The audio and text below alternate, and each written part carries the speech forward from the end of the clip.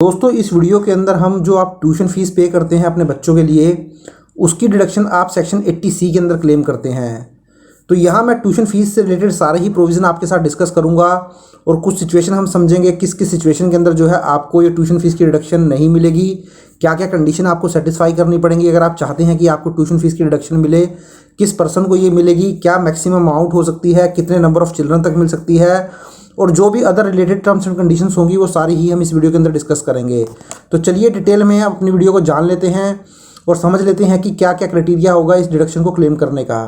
तो देखिए सबसे पहले मैं आपको बताऊं दोस्तों, जैसा कि आप देख पा रहे हैं कोर्स क्राइटेरिया क्या रहने वाला है। तो जो भी आपको ये डिडक्शन होती है, अगर मैं फर्स्ट पॉइंट की बात करूं तो ये आपको जो डिडक्शन मिलती है ये आपको फुल टाइम एजुकेशन के लिए डिडक्शन मिलती है। अगर आप कोई पार्ट टाइम कोर्स कर रहे हैं, कोई वोकेशनल कोर्स कर रहे हैं या डिस्टेंस लर्निंग कर रहे हैं तो उस सिचुएशन के अंदर आपको ये डिडक्शन नहीं मिलने वाली है। तो जो फीस पे की जाएगी आपके पेरेंट्स के द्वारा वो फुल टाइम एजुकेशन होनी चाहिए, उसी के लिए रिडक्शन मिलेगी। और सेकंड पॉइंट में अगर मैं बात करूं तो सेकंड पॉइंट में आप देखिए कि यहाँ पर जो रिडक्शन मिलती है इसमें क्लास जो होती है उसका क्लास का कोई क्राइटेरिया नहीं होता है। ये नर्सरी स्कूल के बच्चे से लेकर क्रैच से लेकर प्ले स्कूल से लेकर कॉलेज और यूनिवर्सिटी के जो स्टूडेंट हैं उनको ये डिडक्शन जो है वो मिल जाती है। बट जो इसमें कंडीशन सेटिस्फाई करनी होती है वो ये करनी होती है कि जो भी आपका स्कूल हो गया, इंस्टीट्यूट हो गया, कॉलेज हो गया, यूनिवर्सिटी हो गया, वो आपका जो है इंडिया के अंदर सिचुएटेड होना चाहिए। तो अब देखिए दोस्तों क्या होता है कि इसके अंदर कुछ सिचुएशन ऐसी होती हैं, अब कई पेरेंट्स होते हैं वो जो है आते हैं अपने बच्चों को जो स्टडी के लिए अब्रॉड भेज देते हैं और फिर वो पूछते हैं कि वहाँ जो हम फीस की पेमेंट कर रहे हैं क्या उसकी डिडक्शन भी हम यहाँ क्लेम कर सकते हैं। तो यहाँ पर केवल आपको वही डिडक्शन अवेलेबल होने वाली है जो स्कूल या यूनिवर्सिटी जो है आपका इंडिया के अंदर सिचुएटेड होगा।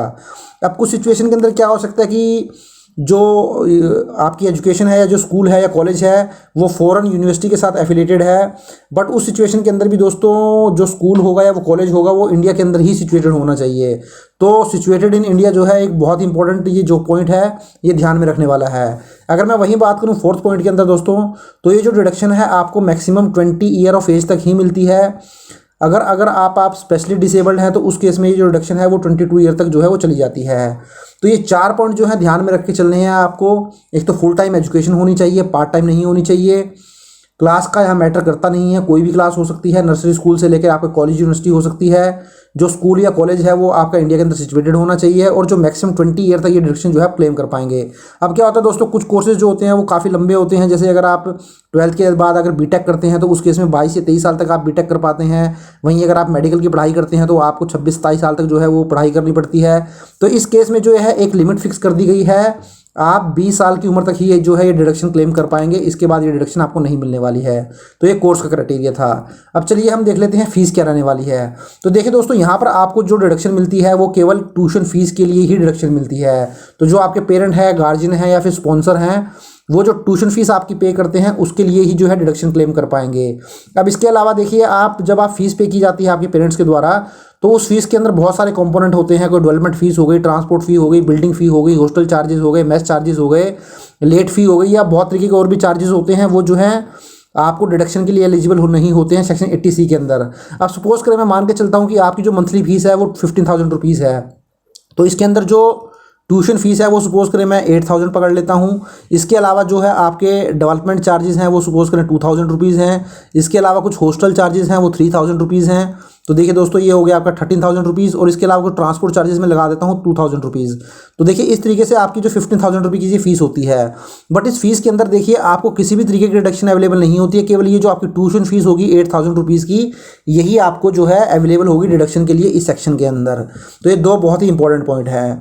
अब क्या होता है कुछ केसेस में कुछ पेरेंट्स जो होते हैं अपने बच्चों को कोचिंग सेंटर पर भेजते हैं, जैसे वो प्राइवेट कोचिंग लेने के लिए जाते हैं। अगर आप IIT की तैयारी कर रहे हैं या आप कोई और कोचिंग ले रहे हैं, कोई IPS की कोचिंग ले रहे हैं, UPSC की कोचिंग ले रहे हैं, तो उस तरीके से जब आप कोचिंग सेंटर पे ये जो कोचिंग लेते हैं वहाँ पर आप जो पैसा पे करते हैं, फीस पे करते हैं, उसकी डिडक्शन आपको नहीं मिलती है।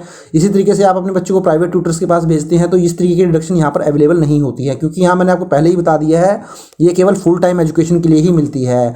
और ये भी मैं आपके साथ डिस्कस कर चुका हूँ, अगर आप कोई फीस आउटसाइड इंडिया पे करेंगे तो वो भी आपको एलिजिबल नहीं होने वाली है। जो वो इंस्टीट्यूट है, कॉलेज है, वो इंडिया के अंदर ही सिचुएटेड होना चाहिए। तो ये हो गई फीस की बात।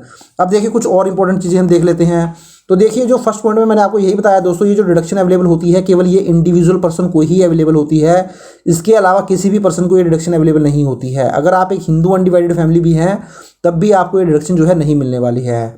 अब ये जो डिडक्शन मिलती है, ये डिडक्शन आपको मैक्सिमम 2 चिल्ड्रंस के लिए मिलती है दोस्तों, और ये जो 2 चिल्ड्रंस की लिमिट है ये ईच इंडिविजुअल की लिमिट है। अब ये ईच इंडिविजुअल का मतलब क्या है ये समझ लेते हैं। देखिए आप इसको इस तरीके से समझ सकते हैं, सपोज आप हस्बैंड और वाइफ हैं, और जो आपकी वाइफ हैं वो भी वर्किंग हैं, वो भी इनकम अर्न करती हैं और अपनी ITR फाइल करते हैं। तो इस तरीके से ये जो मैक्सिमम 2 बच्चों की जो डिडक्शन जो है वो क्लेम की जा सकती है, पेमेंट ऑफ फीस, जो ट्यूशन फीस आप पे करते हैं, और वो ईच इंडिविजुअल जो है मीन्स हर एक इंडिविजुअल इसके लिए डिडक्शन क्लेम कर सकता है। तो अगर आप हस्बैंड और वाइफ हैं तो हस्बैंड भी 2 बच्चों के लिए डिडक्शन क्लेम कर सकता है और वाइफ भी 2 बच्चों के लिए डिडक्शन क्लेम कर सकती हैं। तो इस तरीके से अगर आपके 4 बच्चे हैं और 4 बच्चों की आप ट्यूशन फीस पे कर रहे हैं तो 2-2 बच्चों की डिडक्शन आप क्लेम कर सकते हैं। तो इस तरीके से टोटल 4 बच्चों की जो है आप डिडक्शन क्लेम कर पाएंगे। और ईच पेरेंट जो है, जैसा कि आप जानते हैं, सेक्शन 80C के अंदर जो मैक्सिमम कैप होती है वो 1.50 लाख की कैप होती है, इससे ज़्यादा आप डिडक्शन क्लेम कर नहीं सकते हैं।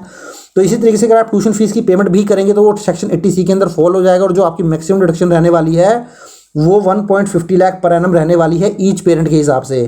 तो कहने का मतलब है फादर भी 2 बच्चों की फीस की पेमेंट करके मैक्सिमम 1.50 लाख क्लेम कर सकते हैं।